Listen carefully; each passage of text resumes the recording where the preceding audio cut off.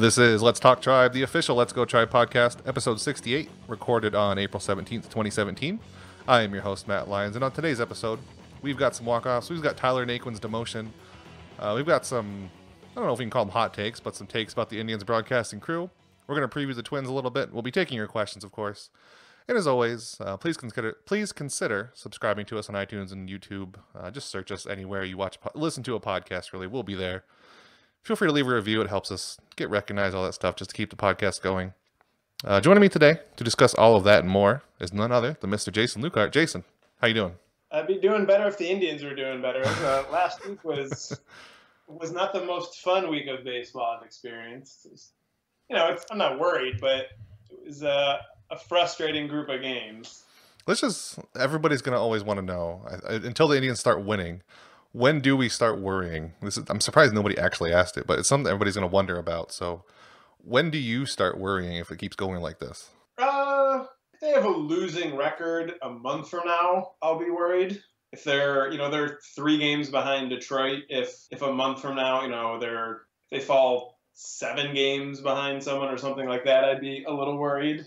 I think it was Jay Jaffe of Sports Illustrated today had something on, and this doesn't apply to the Indians because they're 5-7, but as small a sample as 12 games is, that teams that are 3-9 and worse, like only 3 of them since the wild card was put in, only 3 teams that started 3-9 or worse have actually made the postseason. So it's, you cannot win the division in April, but you can sort of lose it. But the Indians are a ways away from that. I'm not worried about them. Yeah, I'm not worried. I do think it is underrated how hard it is to catch up to a team when you fall behind here. Not everybody's going to have a 14-game win streak like the Indians did. So if you're a good 7 games back by the end of the month, it's going to be hard to catch up, even though you have so much time, because you have to win and the other team has to lose. And if you're behind multiple teams, that's a lot of teams you have to hope to go wrong while you're winning a lot. So, right. I don't think it's a big thing to worry about, but it's almost like people tend to worry not enough at some point, not after 12 games, but eventually, because it's just not as easy as it seems to catch up. Like you say, we have 130 games to catch up 7, but the other teams are still playing, they're still winning. You still gotta outperform while other teams fail. So yeah, it's always better to be in first. In terms of a bright thing, as we've been talking, Michael Brantley just hit a home run to put the Indians up 3-1 in the series opener against the Twins. So we just got to keep babbling and things will go well. And just to show how silly April is, if the Indians sweep this series, I'm pretty sure they're first in the division and the Twins are last. And right now it's the opposite, or just about. Twins are second behind Detroit, but if the Indians sweep, they're in the lead and Twins are last. So April is weird. It's silly. So we'll talk about that too. So yeah, last week of games, like you said, it wasn't great. I'd call it bad, downright bad, against 2 division opponents, the White Sox and the Tigers. The Indians won a whopping 2 games, 1 game in each series. It was fun beating up on Justin Verlander and hearing him complain about stealing signs.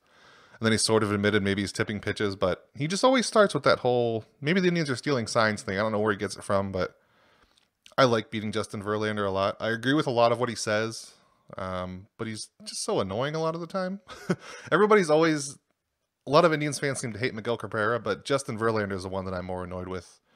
More than anything, I think. So let's just start with general observations of the last week. So what did you notice watching the Indians look pretty generally awful over the last 7 days since the last time we talked?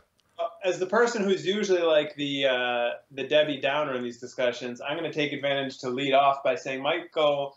I don't know why I said Michael. I guess it's the home run. But scratch that. Francisco Lindor looks like an MVP candidate right now. He did for the first week, and he did again in the second week. He's already picked up a hit tonight, and that extends his hitting streak to 11 games, I think. At this moment, he's batting .360 with a slugging percentage of .700. I think 5 doubles, 4 home runs already. He's spectacular. He leads the major leagues in WAR over at Fangraphs. And, 2 weeks into the season, there's a lot of, I'm sure, rounding errors and goofiness in that. But you could not have asked for a better start from him. And he just looks spectacular. Yeah, it's actually wrote about it earlier today that he's off to one of the best starts ever for an Indian. If he keeps this up over the whole month, he's in a group of, I think it's less than 15 players who have an OPS of what he has right now, which is 1.138. It's just insane, like you said. But the other kind of funny thing about leading in WAR right now, there's 3 players that have exactly 1 WAR. Did you happen to see or no? Yes, I Okay. know. I've seen the list. Chase Headley and Eric Thames. Eric Thames, holy cow. The Brewers signed him, and he's ridiculous so far. He just another home run. I think it's like 5 games in a row. But I don't think those 2 are going to lead the WAR leaderboards forever. I think Lindor might for the rest of the season, but so it is kind of fluky. But he leads in so many things, and he's looked so good. It's not like it's one great game he's had. He's had several, and he's still great on defense. So yeah, I'm with you. I think he looks like an MVP candidate. Yeah, I mean, and it's I mean, not that you can fluke your way to 9 extra base. Well, you probably can. Not that anyone's saying Lindor's fluked his way to 9 extra base hits in a dozen games. But watching his at bats look really good. He looks, completely in control when he's at the plate. Brantley, who I've brought up twice already, once accidentally. I didn't see the home run because I can't watch baseball while we're doing this. It's overload for me. So I don't know how he looked in that at bat. I feel like Brantley has not looked especially good in a lot of his at bats. He's swung and missed at some pitches. I guess I'm sort of getting into my second thing. I guess I'm going twice in a row. You can go ahead if you want. Yeah, I mean, one of my other things would be Brantley to me. He has swung and missed at some pitches that I feel like old Michael Brantley never would have swung at. So, especially after the home run tonight, he's got an above average offensive line. And this early in the season, after basically missing all of last year, that's probably pretty good. He might still have some in-game rust he's working off. But the thing that it's always been elite about him is his ability to avoid striking out primarily because he just doesn't swing and miss much. And hopefully he hasn't lost that because that would put a big, big dent in his value as a hitter. And I think a lot of that is just getting back from being gone so long. Is what I'm hoping anyway, is that his mechanics still look fine as far as I can. I'm not an expert on mechanics, but from what I can see, he still looks like he's swinging fine. The swing looks exactly like it did before. So maybe it's just a matter of pitch recognition, and the longer he plays, the better he'll get. I did glance at his stats over the last week. I think he's making a lot better contact now than he was. He had a really ugly one the other night, but in general, he's looking closer and closer to the real Michael Brantley instead of that shell of Michael Brantley we got in the first week. And now it's like 2 home runs in 4 or 5 games he has. So yeah, it's pretty encouraging. Even not 100% Michael Brantley, this is probably better than whatever we would have gotten left field if he wasn't back, I have to imagine. Definitely. Yep. Yeah. I concur with that. So I'll piggyback off your downer observation of somebody being bad. I'm going to go with Jan Gomes. He needs a break. Something. I don't know. He's a veteran. I think he has an option, but you don't just send him down without asking him. So, I mean, do something with him. At least let Roberto start. Roberto's caught Danny Salazar, I think, all his starts this year and a bunch of last year. But then for some reason, Jan Gomes is starting tonight, despite the fact that he looks, I'd say, worse than last year. Just he looks so lost at the plate every at bat. He's swinging and everything awful. When he makes contact, he isn't great. I know I got a hit tonight that I saw, but just in general, Jan Gomes needs to not be in the lineup every day. I don't care how good his defense is. He's not hitting well enough right now. Yeah, I mean, but the flip side to that is Perez, who's started 2 games each week, has a worse batting line than Gomes does. So, I mean, I guess you can say Gomes should play less. And Perez's sample size is tiny right now, I know, although Gomes is pretty small too. Gomes at this moment is batting 94. It's weird to say a 2-digit number. That's 940, right? He's almost perfect. Is that what you're saying? Point 940? Perez is batting 77, and Jan Gomes has a couple of walks, and Jan Gomes has a couple extra base hits, and Roberto Perez has neither of either of those things. They're both throwing runners out. They both continue to look good behind the plate. Oh, yeah. But at some point, your catcher's batting double figures is not going to get it done. Yeah, I guess I just think like Roberto's problems are the same ones he's always had. So I think he's going to get better. He's still going to draw a lot of walks. He's just not going to make great contact. It's not going to be very hard. I still think he looks fine in his at bat so far. He's just not getting anything. But just looking at Gomes, he just seems lost at the plate. And yeah, I agree. Yeah. I agree that Gomes looks lost at the plate. But also Roberto isn't the answer. For all the pretend man love I throw at him, there's got to be something somewhere. But I don't think it's Roberto either. Well, but the Indians have now, and Gomes, you can say, well, it was a while ago. It could be, you could write that one up. But they just signed Perez to that extension, and it's not an Yeah. expensive It's extension. backup catcher money. Yeah, but there's no such thing as a long-term extension backup catcher money. Like that was the thing to me about it is, I mean, his salary's not hurting the team, but there's no reason to sign a guy to a deal that locks him under team control, for that long if you just think he's going to be a backup. That's a really weird move. Yeah. I mean, they're going to hit better. They're both going to hit better than this. They're not going to be hitting double figures all season because no one does that. But yeah, it's been ugly, and I agree. Gomes looks lost. Again, I didn't see the at-bat tonight to know, what the contact looked like, what his approach looked like. But I've watched a lot of bad Yan Gomes at-bats this season. You're right about that. Yep. Okay, so what's your next one? Or I guess your final one, since you cheated blatantly and just jumped in front of the line. That was fine, Jason. No, go ahead. I guess, and again, like, I hate giving the, hey, remember, we know this is a small sample, but the starting rotation has not been fantastic so far. Carlos Carrasco's been very good. Danny Salazar, if you buy into FIP, has been good, and if you buy into ERA, has been less good. I mean, mostly he's just striking a bazillion guys out. But Kluber's looked kind of meh, and Tomlin and Bauer have both looked really bad. So given that we're all sort of expecting the starting rotation to be the team's big strength, it's been a little disappointing 2 weeks in for that, if anything, to have been like the team's biggest weakness so far. Well, that and the inability to hit with runners in scoring position. Yeah, it's my other one was actually that Danny Salazar is never going to be consistent. So, like you said, he has like a 40% strikeout rate coming into today. It's just that he's striking out a ton of batters. Even tonight, he loaded the bases once and got out of it scoreless. And then I think he had like 3 base runners, and then he allowed run. Like, he's never going to be a consistent shutdown pitcher every game. That's just what we're going to get. Like, he's going to be based on luck so often. Like, if a ball gets through, he's going to give up 6 runs in a night. If they don't get through, he's going to give up like 2 and still be gone by the 5th inning for some weird reason because his pitch count gets so high. So yeah, that's the thing with Salazar and Bauer. Like, even when they're pitching well, they're so inefficient that Salazar especially, it's like you're hoping for 6 really good innings because even if he's fantastic, he's not going to be able to go any farther than that because, yeah, he just throws so many pitches an inning. Yeah, and I definitely trust Salazar more to strike out as many batters as he needs to make up for the walks and the mistakes more than Bauer. I don't think Bauer can ever strike out that many. That's why he's not the number 3. He's like number 4 or 5. So Salazar didn't strike out as many. He's basically exactly Trevor Bauer. Yeah. So we'll see. I mean, again, it's. I'm not worried, but I think it's worth observing that the starting rotation has not been, other than Carrasco, hasn't been impressive so far. Yeah. And yeah, Carrasco, that's the thing worth talking about in his own is that he's been really good from his injury back. I think, what was it, a shoulder he had coming out of spring training too, or was it an elbow? I can't remember now, but obviously the hand last year and then the spring training injury, and he's been the good pitcher in the starting rotation so far. Yeah, a couple home runs, but his walk rate's been really low, and watching him pitch, again, just the eye test for whatever that's worth, I felt like he's looked good. Yep.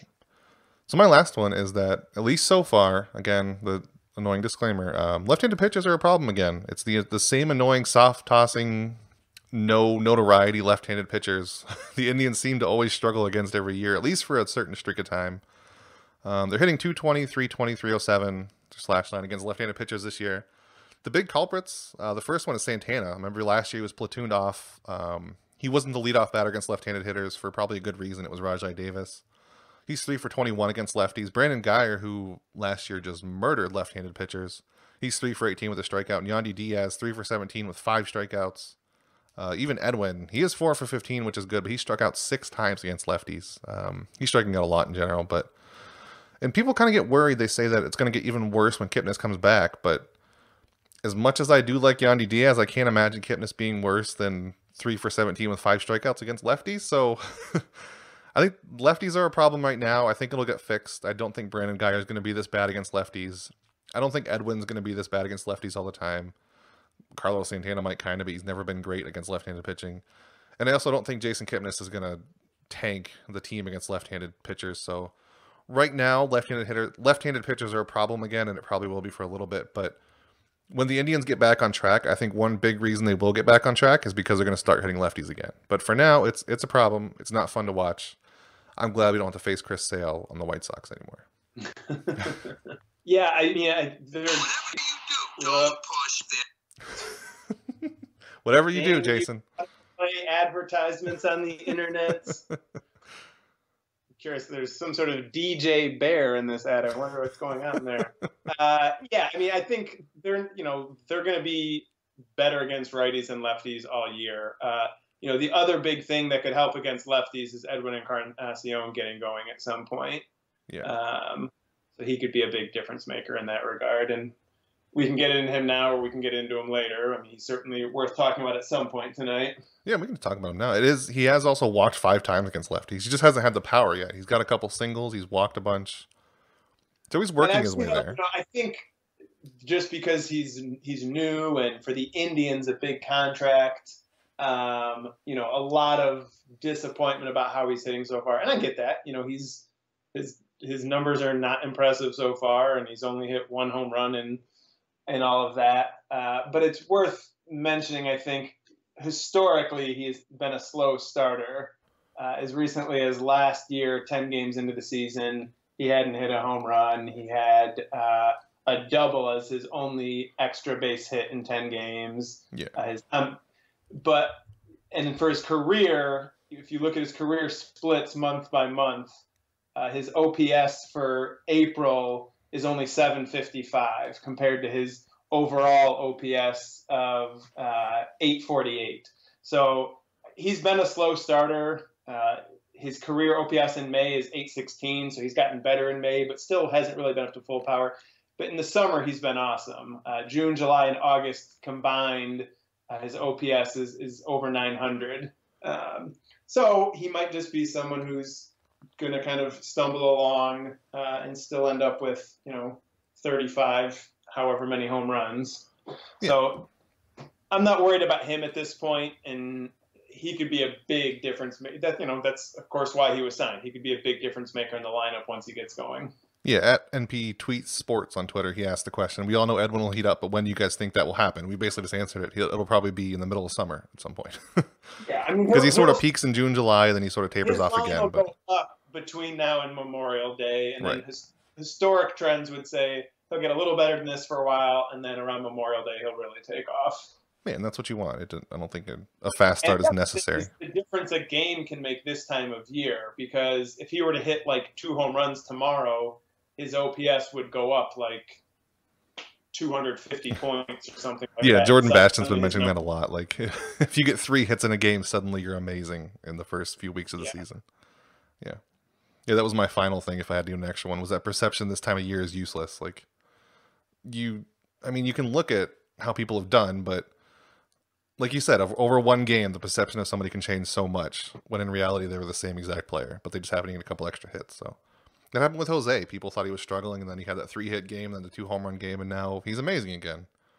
Right. So yeah, I mean his numbers for the season are, he hasn't had quite the same. He hasn't had the big moments like Lindor's grand slam and stuff like that. But yeah, his numbers aren't that. He's actually batting. He's batting 370 right now, so he's leading the team in hitting.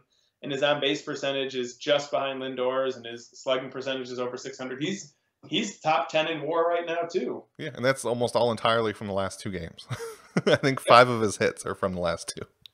So it's just weird this time of year. But so yeah, I think another thing worth talking about, again back on the bad trend, is just Josh Tomlin. You kind of mentioned it before that he's one of the pitchers who hasn't been good at all. So how long do we think his leash is? He's allowed 13 earned runs in his first 2 starts.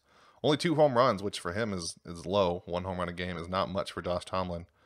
But he's been really bad in the 5th starter spot. Meanwhile, Mike Clevenger, who's going to replace him at some point, he's nearly perfect in AAA. He leads all the minors in strikeouts with 25, I think, last I checked. He's allowed a whopping 1 run in AAA. But yeah, how many more just awful outings is Josh Tomlin going to have before he gets replaced? Or do you think maybe he can pull it around and just sort of stick around the whole season? I certainly think he can turn around and stick around all season. I think what he did last year, he can do again. If he doesn't, I think he's got another 3 starts for sure. I can't see Francona going away from any of the guys in the rotation before they've made 5 starts.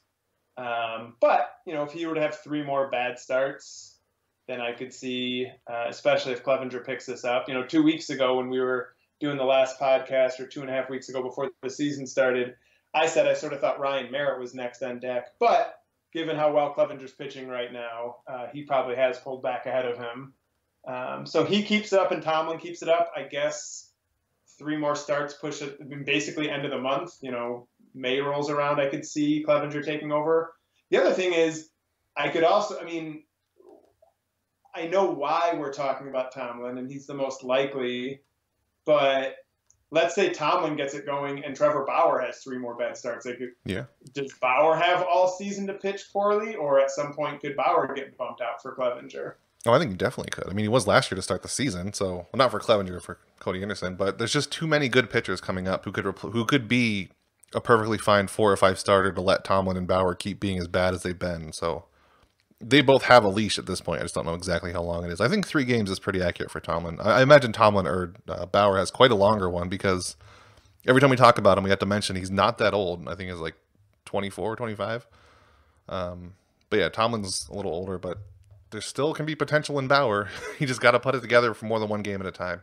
And of course, last year we saw that streak of games where he was just really good. So he can do it at some point. So I think he does have a longer leash. But if he's the one who's bad and Tomlin's good, maybe Bauer goes back to the bullpen for a few games and Clevenger comes up and either he takes off or he falters again in the majors. We just have to find out and see. Yeah, and I think it's more likely that it's Tomlin. Oh, yeah, and of course. And as someone who has defended Tomlin a lot over the years, between his age, he wasn't quite as good last year. He's been worse so far this year. I don't expect Bauer to pitch his way out of the rotation, but I also don't. Yeah, I don't think he has Corey Kluber, Carlos Carrasco. If they're healthy, they're not getting moved out of the rotation for anything. Yeah, Bauer certainly hasn't put himself into that tier of pitcher. What about Salazar? He's got I can't imagine he gets put out, does he? Or yeah, I mean, partially he hasn't been bad enough for me to be as concerned. Yeah. And he's been better in the past. I think Salazar, it would have to be like the all-star break, and he was still something. And at that point, it would probably still be like, we feel like there's something wrong with his elbow. We're going to shut him down for a little while. Yeah, so basically the exact same thing as last year yeah. is what it would take. I can't see Salazar getting demoted for any reason. It would be like we're going to put him on the DL for something if we feel like he needs to be moved out of the rotation. Yeah. So Ron Enger in the comments, he has an interesting question here. Kluber looks rusty so far. Wondering if the lighter spring training regimen has an adverse effect. What do you think of that? I think it's mostly because of the injuries that he's had, but just in general, do you think lighter spring training might be bad for pitchers? I don't know. I mean, I'm sure it's one of those, it depends on the guy. You look at Nolan Ryan, who threw like a bazillion pitches a game and made 30-some starts a year for 76 seasons. And everyone's like, oh, see, you just got to work him like that. And of course, not everyone's going to hold up like that. I have no idea about Kluber. I don't know what his velocity was like just for April last year, but his fastball is down about 2 miles an hour so far compared to all of last season. But it's possible last April his fastball was down 2. But it's also possible he just, he hasn't gotten everything literally up to full speed yet. That could be part of it. I don't know. Yeah, and he had the blister, and then he had the sore back. And and the injuries are probably maybe factoring into some, but to me, that's not good news. That once he's healthy, he's fine. Isn't my attitude about that? My attitude about that is if he's not healthy, that could be a problem. Yeah, that's true. Although I guess he didn't have anything wrong with him last game. It was he just wasn't great. And then he also has a streak of 10 batters where nobody gets a hit. So all the pitchers are just really weird right now besides Carrasco. It's a bunch of bad and then enough good to usually string along for a chance to win, and then they usually lose. But you're right about Kluber. He has a stretch every game where it's he's fantastic. He just looks like Kluber again. He just can't get it to last for 7-8 innings yet. Yeah, I seem to remember so many games last year, in the first 2 innings, just every single start is Kluber's horrible, it's awful, and then the remaining 6, he'd be awesome. But he just hasn't had enough innings after that to recover. Yeah, Kluber would have to his pitching line would have to look like it does right now for like 4 months for me to be Oh like yeah, really worried. he has I'd no be leash happy- right now.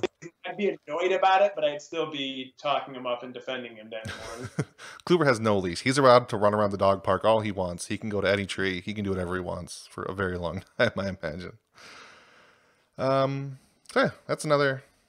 Josh Tomlin, maybe eventually he'll be demoted, but somebody who was demoted, Tyler Naquin, kind of a surprise, I think. He got, when Lonnie Chiselhall came back from the disabled list, he was sent down instead of Abe Almonte. I wouldn't say a lot of people thought it'd be Abe, but, well, I guess I wouldn't say a lot. I wouldn't say most, but a lot of people did think it'd be Abe Almonte for Tyler Naquin, instead of Tyler Naquin going down, but it was Tyler. I think the reasons are kind of obvious. It's the same exact issues he had last year. If you look at his heat maps, it's a very small sample size this year, obviously, but there's just a single line of red where he can hit the ball, and then there's blue on the top, blue on the bottom. Like, he cannot hit anything out of his one little zone. He struck out 27% of the time this year. He finished with a 235, 278, 294 slash. So he has not been good this season. I don't know. Is this, I'm not going to say the end of Naquin, but at some point Bradley Zimmer is going to come up. The Indians have a bunch of outfielders who are probably better than Naquin and Abe Almonte and Austin Jackson. So I don't know. We're going to see Tyler Naquin again, or are you surprised that he was sent down for Abe? Do you think he'll be back and maybe retake the position? Sent down. Yeah. Amonte's been playing well, and Naquin has not. And it's not, we're not talking about, Naquin struggled for 2 weeks. We're going back to the last, 40 or so games of last season too. He had the moment of the season, his game-winning inside the park home run, and since then, 121 plate appearances, no home runs, 4 doubles are his only extra base hits in that time. So he's got a 279 slugging percentage over that span. And that's even with a batting average on balls in play of 368. So we're not talking about someone who he can't get anything to fall in. Like, he's got a really high batting average on balls in play. And despite all of that, only 4 doubles to show for it. His strikeout, 30% of his plate appearances have been strikeouts. He does not look like a major league hitter and hasn't since early August. So I don't think we've seen the last of him, but I think it's understandable that he was sent down. I think we'll see him again, but if he doesn't make adjustments, I don't think we'll see a lot of him. Because like you said, there's, Zimmer at some point's gonna, hopefully it's gonna pass him. They've got a lot of other outfielders in the mix, especially, depending on other guys' play, if they want to keep Carlos Santana out there for anything other than interleague, and Chisenhall's been good since he came back, and we may have seen the last of Tyler Naquin starter. Yeah, I think so. It's weird. I can understand people who are frustrated with him not playing. Like, if you're just a casual baseball fan and you look at his stats last year, considering how bad he ended, he played 116 games altogether. And his slash is 296, 372, 514. If you looked at that for a rookie, that looks incredible. But then he just started so good and then got so bad and so predictable. I think it was Max Scherzer that first really figured him out and showed everyone how to beat him. And then after that, it was just game after game. Everybody knows how to pitch him now. And it just dragged over into this season. If there was something else bad with him this year, I think maybe he'd have a longer chance. But it's so clearly the same issue that he had last year. He's not adjusting well enough. And Mary Kish in the comments, she said, we better see him again because he's doing good in Columbus right now. He's always done good in Columbus, but that doesn't mean a whole lot because he has a really clear weakness that major league pitchers are exploiting very easily. So that's the main thing with him. I don't think he's great in defense either, so it's not like he makes up for it. He looks like basically the floor of Bradley Zimmer right now, and I think that might be the ceiling for Tyler Naquin. His as good as he can be is almost the bottom of what you can expect out of Bradley Zimmer. Because this is what Zimmer would be. Just he'd strike out a ton. He'd have a clear weakness. He might get some power, but in general, he'd just be a huge strikeout batter. And right now, Zimmer's not striking out a ton. It's still, it's like a 25%, but it's down from last year. So he's improving. So maybe he's already taken over Naquin in one way. He's just a matter of waiting until he gets up to the majors. Yeah, Naquin was always, I thought, playing over his head when he was playing well last year. I think most people understood that. But I didn't anticipate the crash from that to be quite as epic as it's been. Oh yeah, and the fact that he can't play, he's strictly a platoon bat too, so you're never going to get him against both righties and lefties, so he's going to be taken over at some point by somebody. We'll just have to wait and see who it is. So Jason, enough about those pesky players on the Indians. Let's talk about the important thing. The people who talk about games and talk about baseball, those are the ones that really make the sport worth it, right? I think totally. That's what everybody watches for. It's the broadcasters. And those awesome bloggers and podcasters. They're all listening to us when they could be listening to the game. Exactly. Clearly, nobody's going to watch the Cavs playoffs or the Indians play. They want to listen to a podcast. But no, let's talk about the actual Indians broadcasting crew. The main thing that wanted to make me talk about this is Jensen Lewis. If everybody knows who he is, they probably do just by watching him on the post-game show. He said some things. I don't know if you follow like Jordan Bastion on Twitter. He always tweets out about the launch angle and exit velocity of stuff, which is, it's neat to me. I like the instant stat kind of things, like see how hard somebody hit a ball, how high they hit it, and what resulted of that. I think it's kind of cool. I like that a beat writer is writing about it a lot, but apparently Jensen Lewis is very much against it. He's tweeted out a bunch of snarky stuff like quick, someone tell me the exit velocity and launch angle that actually fell in for a hit with a bunch of exclamation points. Like in a clear, I don't care, but I'm doing this way. And he's actually said like, hey, Jordan, what was the exit velocity on that hit? I'm asking for a friend. And then one of his other things was exit velocity from the garage today, 17 miles per hour. Route efficiency so far, 76%. Will I make it to the field on time? It's just a bunch of like really dumb, obviously trolling things. He just seems so against advanced stats. And then he responded to one person by saying, I'm not discarding them by any means. And I think this is what really shows that he doesn't really understand the point of them. He said, I certainly believe they help with player evaluations, but it doesn't guarantee anything during a game. I think in general, Jensen's problem is that we think it guarantees everything, but that's not what they're for. It's not what any stats are for. So it's annoying as an analyst, or seeing an analyst broadcaster so against having more information. I don't know. What do you think? Do you really care what Jensen Lewis thinks about StatCast, or do you kind of wish the Indians had maybe a better person in post game? On one level, I don't care what he thinks at all. Right. Partially because I don't care about him. Partially because I don't. I watch the Indians on MLB TV, so I don't see pre and post game. So I don't see him. He's not really a part of my Indians experience. But I do care to the extent of what you said, that if you're supposed to be an analyst and you're against having more information, I'm fine with someone not having a fantastic grasp on all of the information if it feels like they're trying to learn more and they're interested in stuff. And I'm fine with someone looking into things and arguing against the validity or significance of a statistic. I don't think, everything that we're measuring is actually that significant. But so often the people who are putting stuff down clearly haven't bothered to really look into it, aren't coming to it a point of wanting to know more, and are just being dismissive in in a really lazy way. And it's annoying to me that so many people with that attitude have such a large audience. Because while I'm not watching Jensen Lewis, a lot of Indians fans are. A lot more people are listening to him than are listening to me, for example, or a lot of other people who I think are really smart in writing and talking about the Indians. I mean, beyond just Let's Go Tribe. So it's always annoying to me when someone I think isn't bringing anything to the table gets to talk or write for, thousands and thousands and thousands of Indians fans, because it keeps all of those thousands and thousands and thousands of people from being smarter about it, which is annoying. Yeah. The other thing I wanted to bring up about it was that there is somebody I think who's doing a good job. Matt Underwood. I know not everybody loves him. He does kind of do weird things. Like he thinks every home run ball or every warning track ball is a home run. It's just kind of funny that he kind of overestimates a lot of fly balls. But in general, I think Matt Underwood is really good. And the thing I like about him most is that I don't think he cares a whole lot about advanced statistics. He doesn't seem to care about the launch angle and the exit velocity and WAR and all that. But he brings it up a lot. I don't know if they tell him he has to, but it's never in a degrading way. It's just, hey, look at this thing. I'm not too interested in it, but hey, look at this. This is a way you can evaluate players, and then he lets it go. It's usually Rick Manning is like, oh, I don't care. They don't need that. They're on the field. They can see it. But in general, I like that he doesn't necessarily use it or want it. He's just really good at doing what he's supposed to do, which is giving you the information and letting you do something with it. I wish more broadcasters, more post-game broadcasters, not to name anybody specific, Jensen Lewis, or in-game guys would either just present the information as what it is or just let it go, or maybe, heaven forbid, look into it and see how you use it and don't just assume it's supposed to determine everything.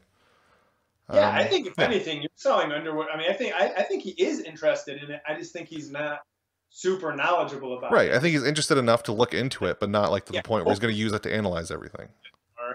but he at least is bringing it up. Yeah. And yeah, he to me seems like he's bringing it up from like almost like someone else told him about it, so he doesn't know quite what he's talking about, but he thought it was sort of interesting when he heard about it, so he's passing it along, sort of thing. Which is kind of what you're supposed to do. It's like an anecdote that he's bringing up during a broadcast. Yeah.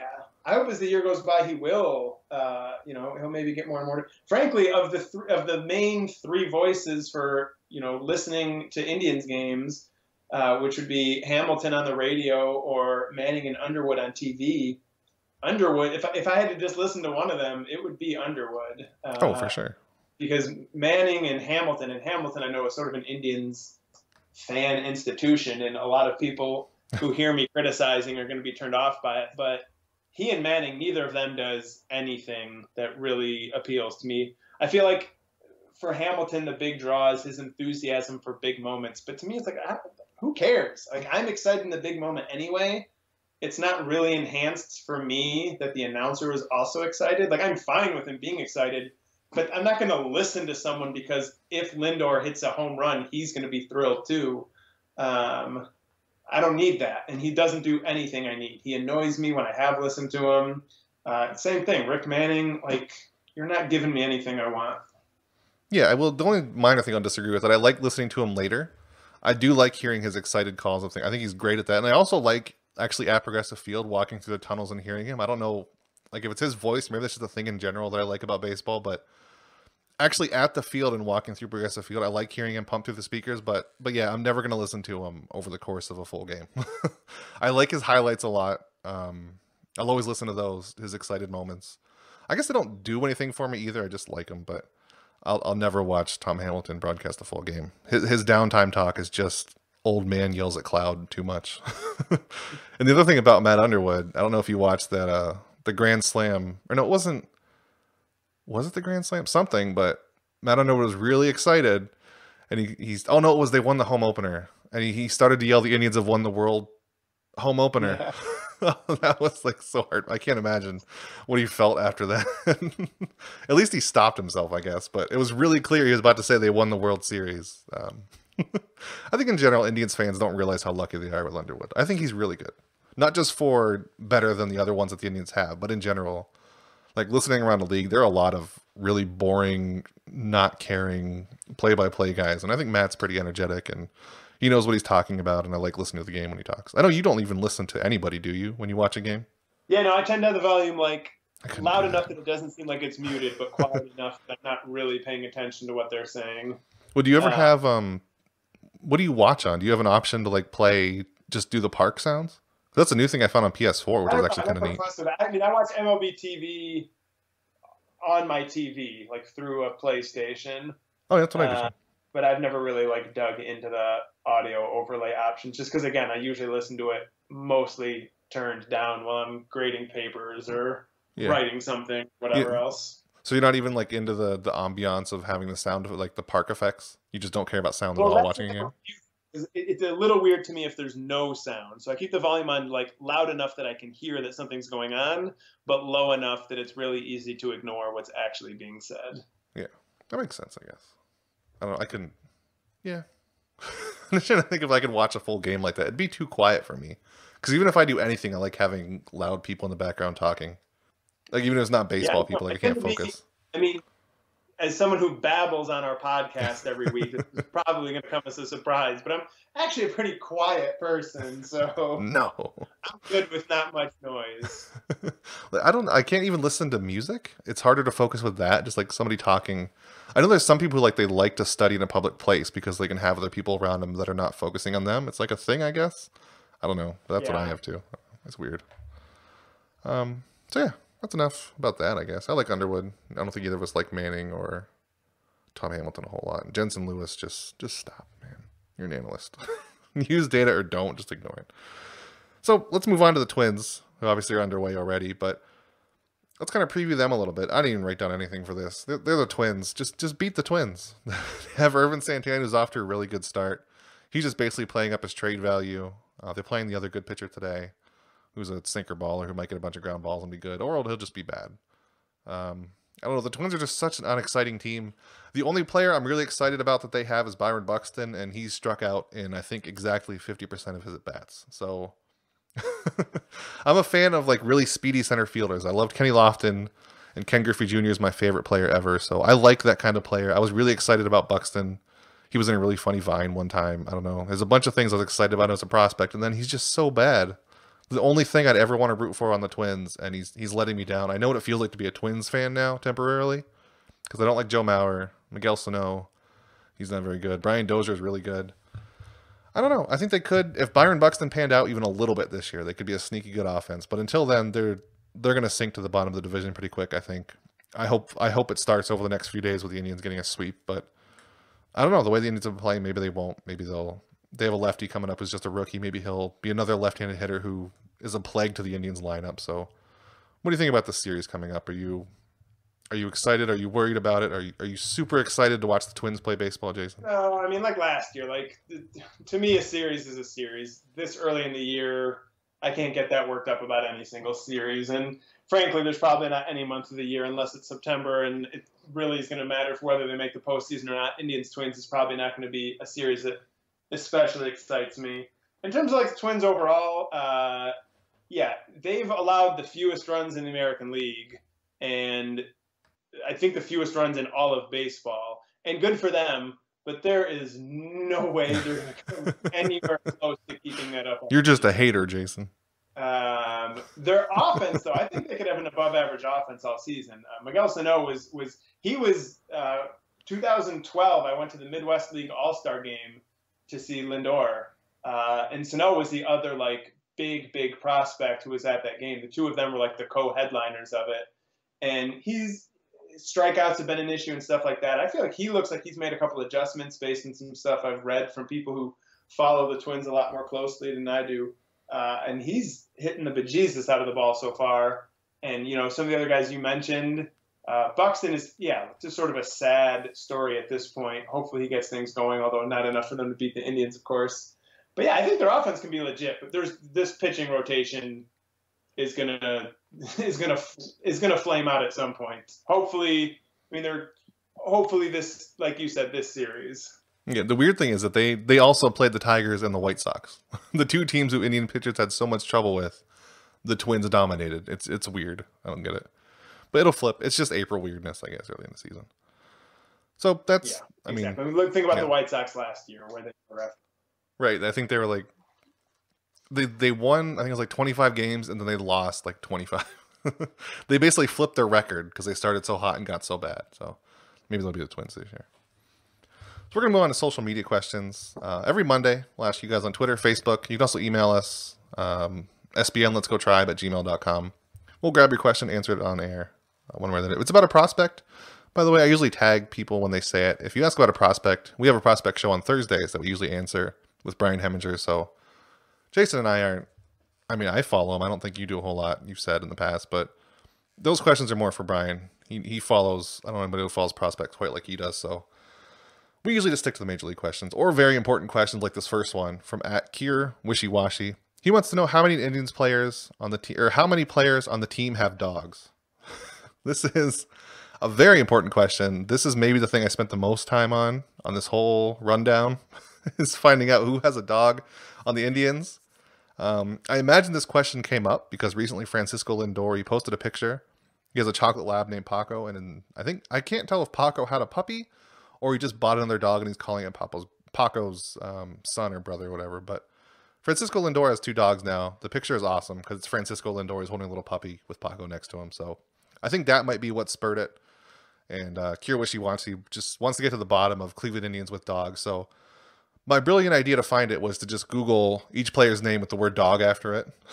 And I started with Cody Allen dog. And the first thing that came up, which was really fortunate for my research time here, was that last September, the Indians released a pet calendar. Of course, everybody had dogs. All proceeds of that went to the Cleveland Animal Protective League and Friendship Animal Protective League in Elyria, Ohio. So they did a big fundraiser last year with pets and calendars. So I found out a bunch just from that who had a pet. Cody Allen did have a pet. That's why he showed up. Lonnie Chisenhall, Danny Salazar, Tyler Naquin, Zach McAllister, Jan Gomes, Carlos Santana, Michael Brantley, and Cody Anderson. I guess there were some more, but they didn't list them, so that's all I could find from the calendar who had a pet. Rajai Davis also, but he's clearly not there anymore. So did Mike Napoli. They all had dogs.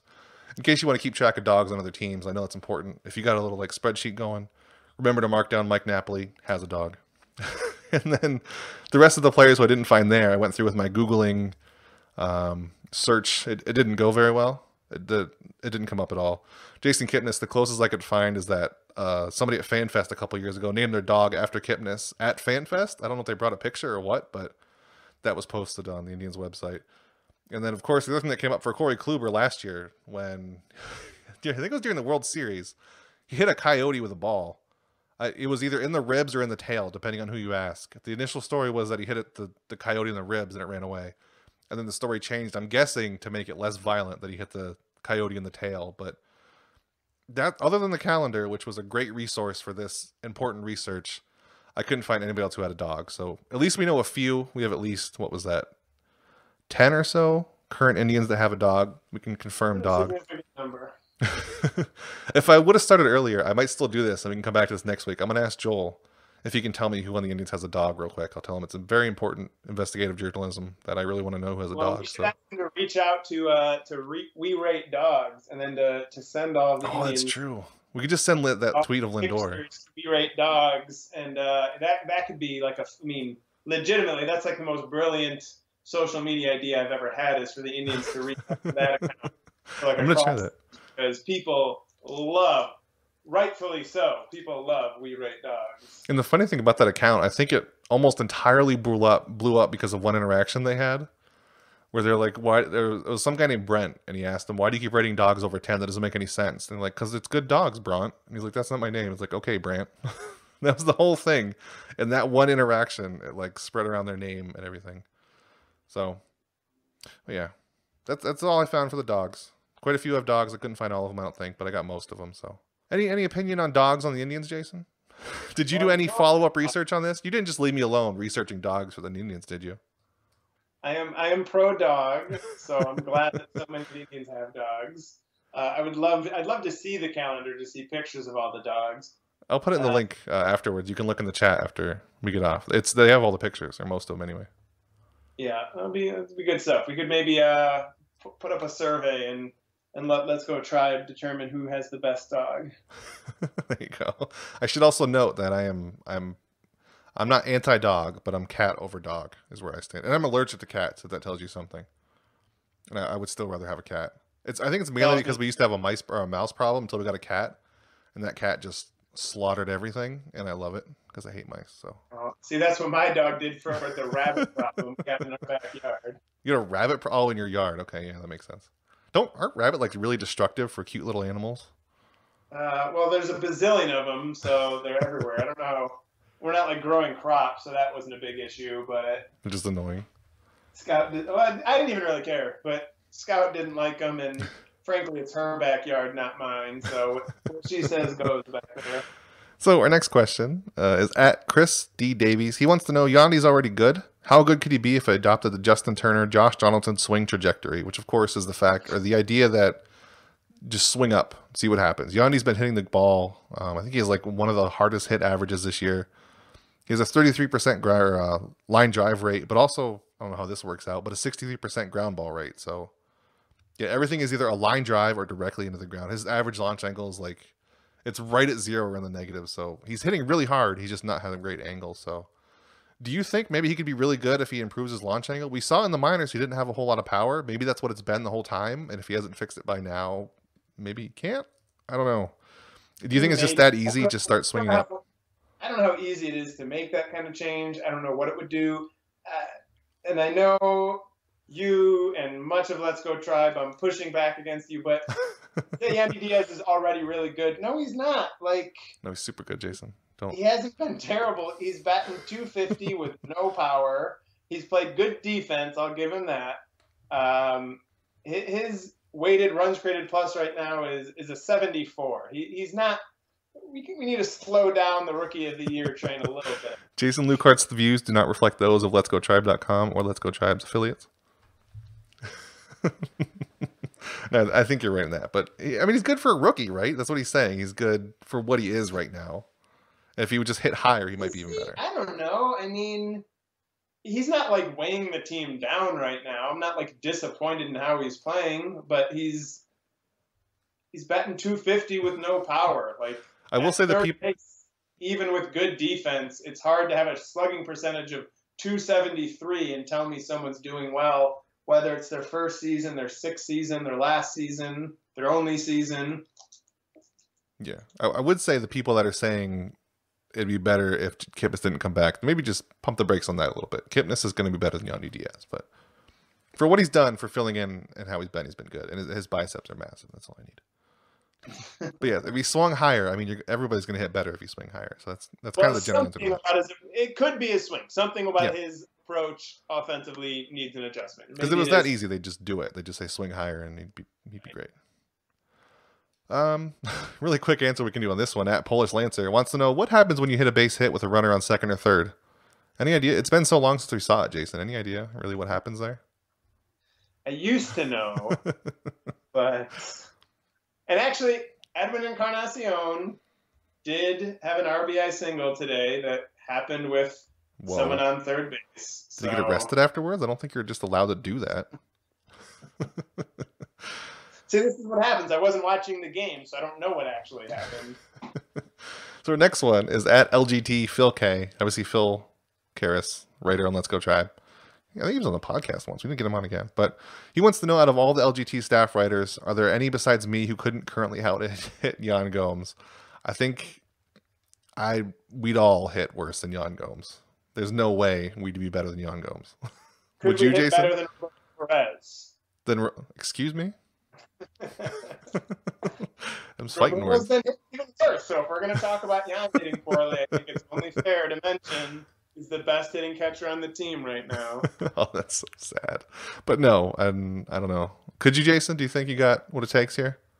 No, I don't. What I would very much like is the opportunity to go to a major league stadium and take batting practice with no one watching, because I don't need that humiliation. But I'd be fascinated. I was a good youth baseball player. Like, I played travel ball through junior high and stuff like that. I wasn't like a big power hitter or anything. Mm-hmm. But I'd be fascinated to know, in we're just going to throw 70-mile-per-hour fastballs, how far I could hit a ball. I mean, I have some friends who are adamant they could hit a home run. Oh, there's no way. They have an X on hit home runs. I guess my friend who's 6'4", 220 pounds, I'm sure he could hit a home run. But then, of course, a lot of it's your mechanics and your timing and all of that. I'd be fascinated to get 50 right down the middle pitches and just see what I could actually do. I could not out-hit Yan Gomes. Now let's try to make it a little more plausible, I guess. So let's say Yan Gomes has 2 hits right now. What if he plays a full season and doesn't get another hit? Could you get 2 hits over a full season, you think? Are you including his hit tonight? Oh, does he have a hit tonight? So whatever he has, 3 or 4 hits, whatever. Could you get 5 hits in a whole season? So the manager just keeps putting me out there no matter what? Yes, he's like, you need to out-hit Yan Gomes. My job's on the line here. You stay out there until you get more than 5 hits. I'm going to guess no, just because balls in play, it's a certain number that I'm going to fall in, crappy little hits that I beat out and fall behind the second baseman. But realistically, I would just swing and miss a lot. So I don't think I would pick up 6 hits I don't think I'd be able to average a hit a month. I don't think I'd be able to do it. So since none of us are going to be the replacement catcher for the Indians, at DG or D Gaber 95, I guess. If you're the Indians, what catcher could you realistically trade for? I think anybody is within range if you're going to give up the same package you're going to give up for Jonathan Lucroy, like Greg Allen, Francisco Mejia, Sean Armstrong, whoever else it was. If you're going to give up that again, you could get just about any catcher who's on the market, I guess. Well, but that's the thing. Who's on the market right now? It's April. Yeah, there's no. I can't talk about trade targets 2 weeks into the season. The Indians have 2 catchers, both signed to long-term deals. I think at this point, the catchers who are in the system are the catchers we're going to see playing significant time for the Indians for the next couple of years. Yeah, and even if you looked ahead to the trade deadline and assumed, okay, there's going to be a trade. There's like no good catchers on bad teams. I guess the closest is Francisco Cervelli if you consider the Pirates bad. But like nobody else, all the even mediocre catchers are on at least teams who wouldn't trade them. So even if the Indians were going to trade for a catcher, I agree with you, I don't think they will. If they were going to, it would be extremely hard to do it because there's like nobody to get. So probably not Francisco Mejia in a couple years. For now, we're just gonna have to deal with what we have at catcher, which isn't the worst because you don't need a ton of offense at a catcher, I don't think. And they're not going to hit this bad forever. There's another very important question. I can't find the name, but Matt Schlichting tagged us on Twitter and said we needed to address it here.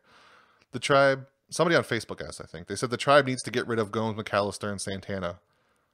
What do you think of that, Jason? Do they need to do that? They totally do, right? They don't need to. See, this is why we can't have nice things, because people can't be irrational about 2 weeks worth of stuff. I love Carlos Santana. He's awful, playing terrible horribly right now. I will grant anyone who wants to criticize him, he is off to a very bad start despite a couple of home runs. Talk to me in July. And then if Santana's still playing poorly, don't talk to me in July because I don't want to hear about it anyway. Yeah, and as a fan of just Santana in general, I want him to do good this year because he can get a big contract. He was not from the Indians, just somebody. I want that guy to get paid.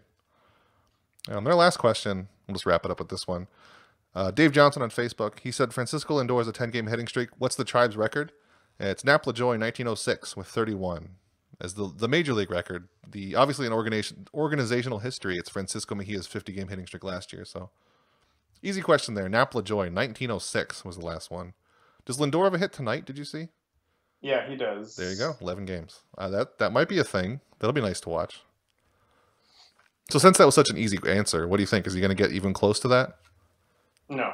I mean, the smart answer is, is a guy going to hit safely in the next dozen games? Smart answer is always no. So I'm going to say no. Yep. I agree. I wish he would, but Francisco Mejia's got on the hit streak too, so I don't know what's going on there. I don't know. Maybe he'll get booted up quicker than we think, but he's been really good. So yeah, that's pretty much our show. Jason, what are you up to till next week? Just being a dad, which is what I got to go do right now. Okay, so we'll talk to you next week. Everybody else, same thing. We'll talk to you next week.